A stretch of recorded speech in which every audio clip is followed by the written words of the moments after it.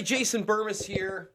And look, here's the deal, guys. We play big boy politics here. We don't play left or right sides. And I know there's battles going on in my comment section whenever I do a video that is about Tulsi Gabbard or Donald Trump, etc., etc., etc. But the truth of the matter is that all issues are not black and white. So I'm going to get some things out of the way before we even get to talking about Tulsi and why she is so important right now. Okay, she's super important. Love her or hate her. And we're going to get into why in a moment. So again, big boy politics, not the false left-right paradigm. Please hear me out here. Before I go on to say what I like about Miss Gabbard and how she's the only one talking sense right now, let me acknowledge many of her flaws. Many of her flaws. CFR, a lot of people don't like that she's a Council on Foreign Relations person.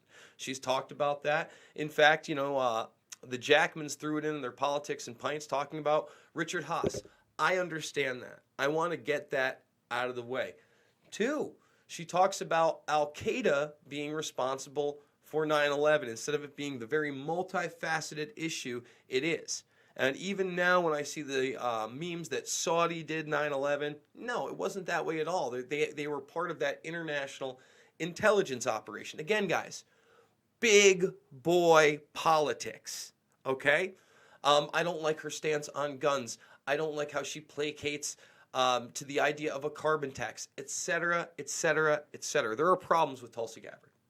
I hope we got that out of the way in the first 90 seconds so that we cannot be accused of not putting that out there. All right.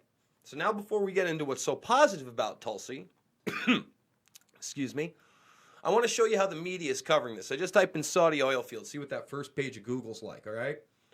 Yes, Eric and Michael Jackman. If you don't know about them, you need to know about them. So detailed satellites photos shows the event, blah, blah, blah. Oil prices soar. Now, I predicted that this would happen no matter what is out there. There are people out there asking questions, which is good. Who really did this? I mean, again, we're blaming Iran. The Houthi rebels are taking responsibility for it. I'm not saying one way or the other. I do not suspect it was the Iranian Revolutionary Guard. Okay?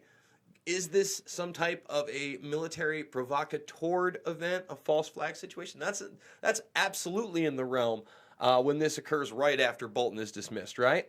So just so everybody knows, not only are the oil prices soaring, but they had the biggest climb in history. Okay, the biggest climb in history. It's dropped about 5%, but that's the scare tactic. Okay? That's the big scare tactic.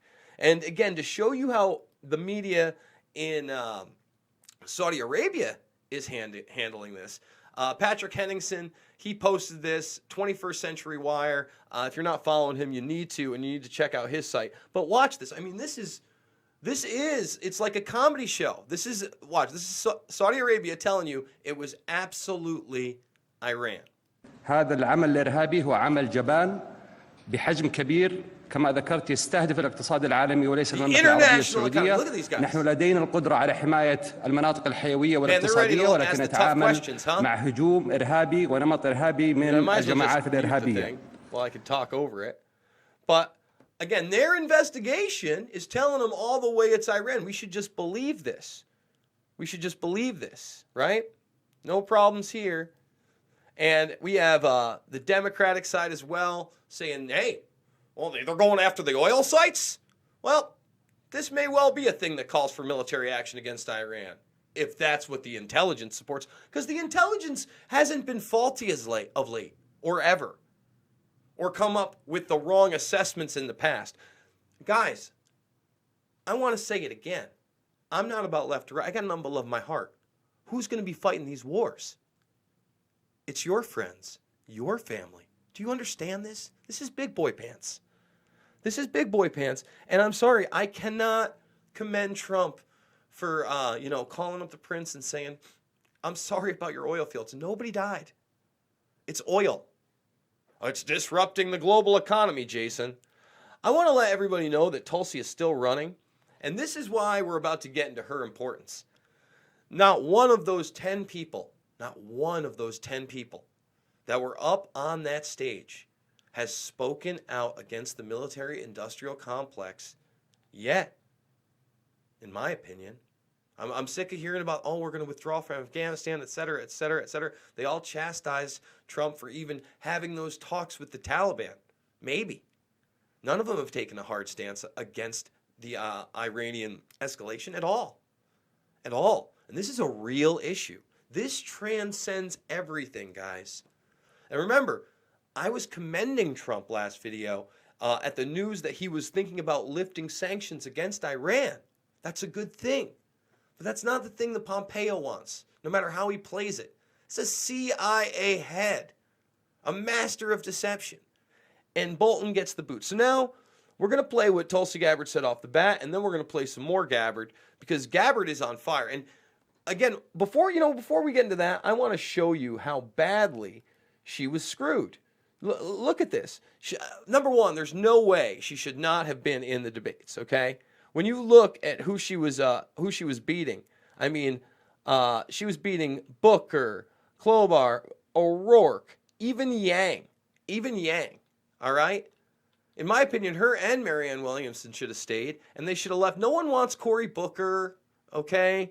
No one wants Amy Klobuchar. Nobody. Zero. Nobody wanted Castro. They're not polling at anything. And they exclude her from the debates for things like this. They don't want this said to a national audience taking hold.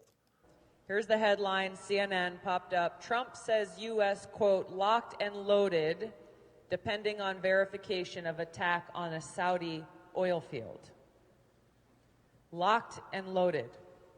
I'm going to read the full quote to you because I think you'll find it as deeply disturbing as I do. Trump said, quote, Saudi Arabia's oil supply was attacked. There is reason to believe that we know the culprit. We're locked and loaded depending on verification, but are waiting to hear from the kingdom as to who they believe was the cause of this attack. Well, let's stop, because we know who they believe it is. We just watched the puppet show where all the media, they were so attentive and ready to challenge this, right? You saw that, right? That's because that's how it works in Saudi Arabia. You get to question royalty. Another example of nepotism, bloodlines. I've been talking about this forever. How in 2019 are two of our biggest allies, okay, think about that, based in pure rule by bloodline and nepotism. That's a reality no one wants to talk about. And now these guys are going to tell us who our brothers and sisters, our fathers, mothers, daughters are going to fight against? And under what terms we should proceed. There are so many things wrong with what he said. We, the United States, with the strongest military in the world, are locked and loaded, he says. We are waiting to hear from the kingdom of Saudi Arabia, as to who they believe was the cause of the attack, and under what terms we, the United States of America, should proceed.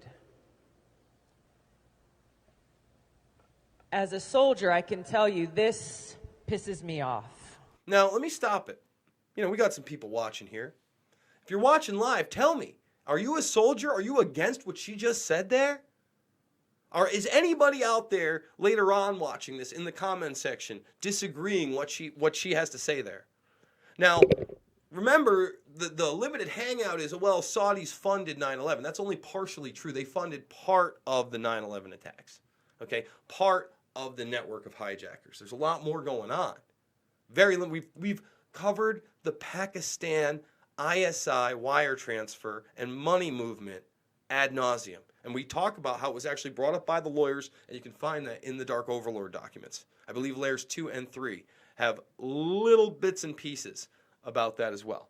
So can you disagree with Tulsi here? Again, we're not about black and white, blue and red, conservative, liberal. We're about reality. And everything she said there needs to be heard, whether you agree with her on other issues or not.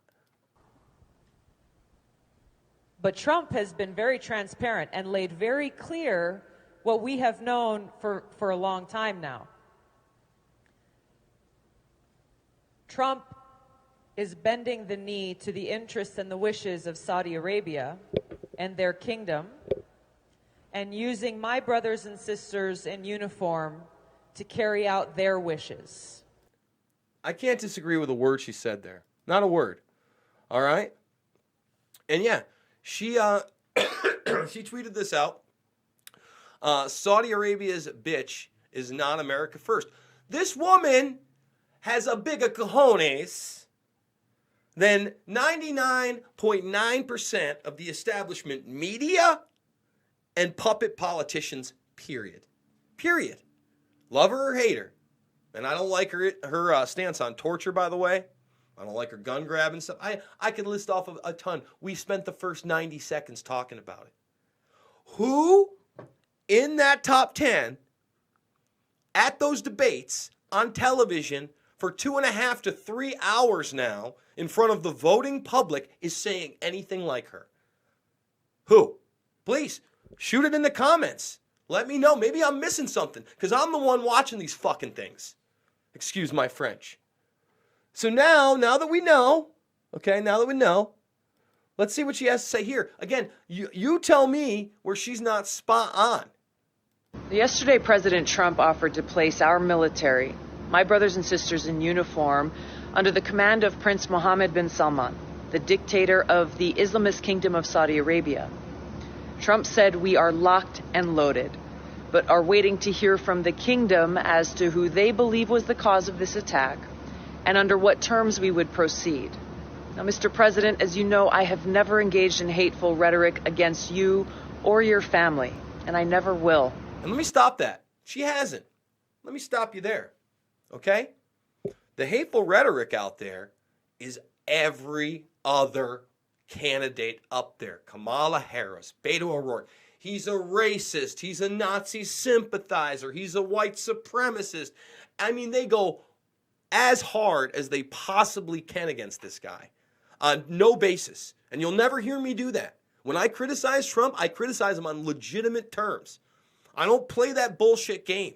All right? And she's not either. You have to give her credit for that. But everybody out there that wants to play team baseball, I got news for you. The world's a much bigger place. So again, tell me where she's wrong.